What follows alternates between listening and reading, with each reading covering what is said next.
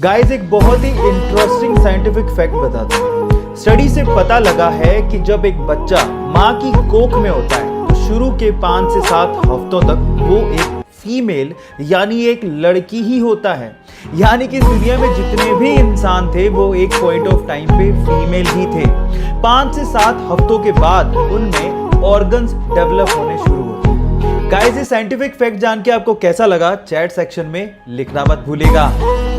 Guys Indonesia में चावल यानी कि राइस की खेती करने के लिए वो लोग राइस फिश टेक्निक का इस्तेमाल करते हैं। अब ये क्या है, डोंट वरी मैं आपको बताता हूँ।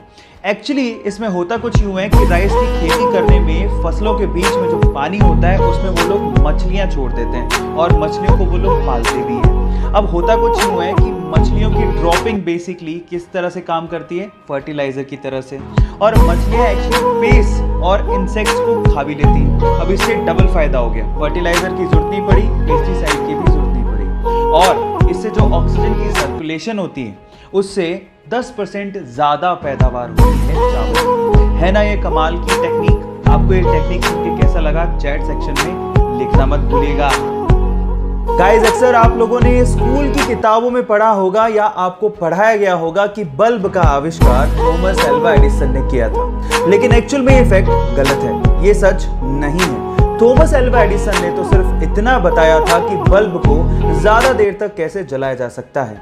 एक्चुअल में बल्ब का आविष्कार जोसेफ स्वान ने एडिसन से पहले ही कर दिया था। तो अपने फैक्ट को दुरुस्त कीजिए और एप्पल दुनिया की सबसे इनोवेटिव कंपनीज में से एक।